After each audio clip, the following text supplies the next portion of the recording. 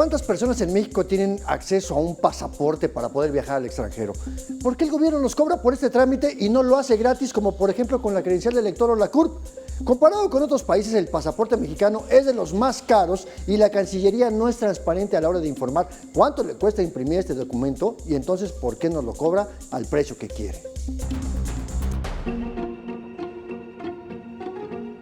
El pasaporte mexicano es de los más caros del mundo y la pregunta es si corresponde el costo de producción, porque la Secretaría de Relaciones Exteriores no informa públicamente cuánto le cuesta imprimir cada documento. El párrafo segundo del artículo primero de la Ley Federal de Derechos establece: los derechos por la prestación de servicios que establece esta ley deberán estar relacionados con el costo total del servicio, incluso el financiero, salvo en el caso en que dichos cobros tengan un carácter racionalizador del servicio. La pregunta que nos tendríamos que hacer es: ese servicio que preste el Estado, pensemos la emisión del pasaporte, las licencias, las placas, ¿cuánto le cuesta al Estado prestar ese servicio?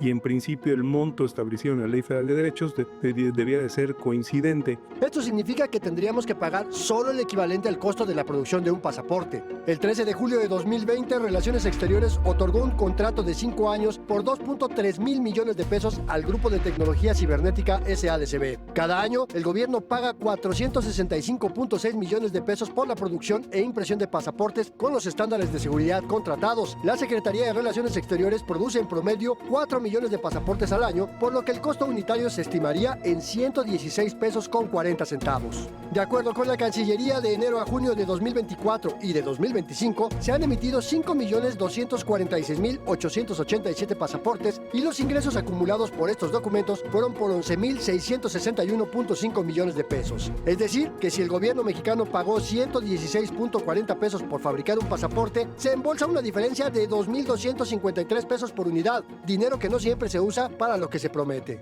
Pero el Estado no es una empresa, o sea, no es un negocio el prestar estos servicios, sino que simplemente tendrías que pagar lo que le costó y listo. La Cancillería debe justificar por qué establece un costo superior a lo que dice la Ley General de Derechos en función del llamado criterio de racionalización que dicta la misma ley y que se refiere a que el cobro puede ser mayor si se busca regular, ordenar o limitar el uso del servicio para hacerlo más eficiente, accesible o sostenible. En pocas palabras, restringir su acceso o buscar mejoras en el servicio es el objetivo de venderlo más caro. Mega Noticias, Andrés Solís. Para hablar al respecto, le doy la bienvenida a Mega Noticias a Néstor Gabriel López, consultor fiscal y patrimonial. Y primero déjame preguntarte, Néstor, ¿qué es esto de la Ley de Derechos y por qué el gobierno nos cobra por algunos servicios que presta? Sí, mira, la Ley Federal de Derechos, o más bien los derechos en sí mismo, son una especie de contribución. Recordemos que en México tenemos 4 tipos de contribuciones de acuerdo con el artículo 31 constitucional, fracción cuarta. Estamos hablando, por supuesto, el líder de las contribuciones, que todos lo tenemos en la cabeza, que son los impuestos. Pero también vienen los otros 3 conceptos, el segundo todavía un poco más popular, que es la cuota de seguro social, las cuotas de seguridad social, donde entras, por supuesto, lo que es el seguro social, el ISSSTE, el Infonavit, bueno, en fin.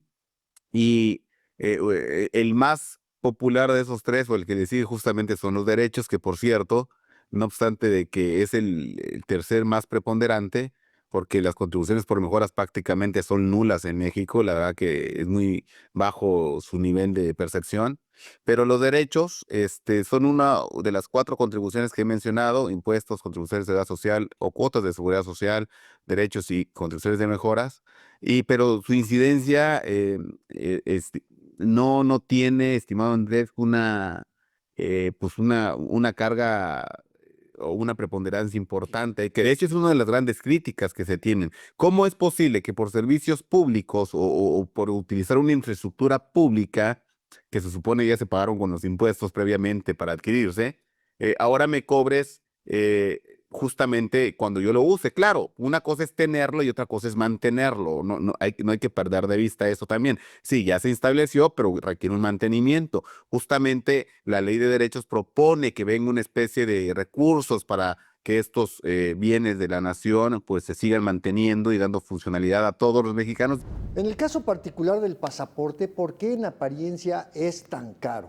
Si estamos pagando un mantenimiento, puede ser que la infraestructura de gobierno sea muy robusta en función a la funcionalidad que tenga ese servicio respecto pues, de los ciudadanos. Entonces, sí, aquí hay un tema ya de eficiencia del gasto, del ejercicio del gasto, que implicará, por supuesto, en este tema una proyección de ingresos. Pero sí, ese punto de los costos es lo que pueda quedar en entredicho y sin embargo, saber que son facultades exclusivas del Congreso de la Unión que determinar esto y al final del día, con todo respeto, pues hay estadísticas, bueno, entenderíamos que hay estadísticas, regularmente no se muestran muchos de estos datos, estas leyes de acceso a la información pública son determinantes, bueno, tendían a ser determinantes para poder acceder a este monto de cómo están determinadas, vaya, estas contraprestaciones, porque es eso, la Ley Federal de Derecho es una contraprestación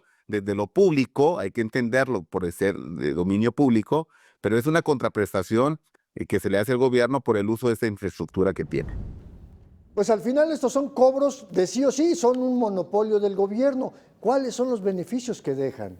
En realidad el tema de los derechos va muy ligado al tema de la presión tributaria que tenemos todos. Mucho se dice que México es uno de los países que menos presión, fíjate, qué redundante y qué comentario que puede generar un poquito de polémica. Mucho se dice, mira cómo viene la reforma fiscal, que México es uno de los países que menos presión tributaria le ejerce a sus particulares. Y estamos en términos medios a nivel de la OCDE, lo cual significa que se le pueden aplicar todavía un poquito las tuercas a la carga tributaria. Sí, y solo sí, eso no va en detrimento de un crecimiento y desarrollo económico, porque no es lo mismo tener estos bríos de crecimiento económico y desarrollo, y con lo cual uno puede decir, en efecto, nos está yendo bien a todos, gobierno es parte de todo, porque pues, somos una comunidad y entonces tenemos que contribuir en la justa proporción y legalidad de vida. Pero cuando la economía tiene un estancamiento, cuando eventualmente no hay formas de poder maximizar esa presencia de México que se llama competitividad hacia el exterior, pues la realidad es que le empiezan a rascar a los que ya estamos dentro. Muchas gracias, Néstor, por la conversación. Y es que la ley de derechos faculta al Estado a podernos cobrar por estos bienes y servicios, pero no siempre son correspondientes con lo que el gobierno mismo invierte y además pues, a la calidad del servicio. Para mayor información visite meganoticias.mx y síganos en nuestras redes sociodigitales.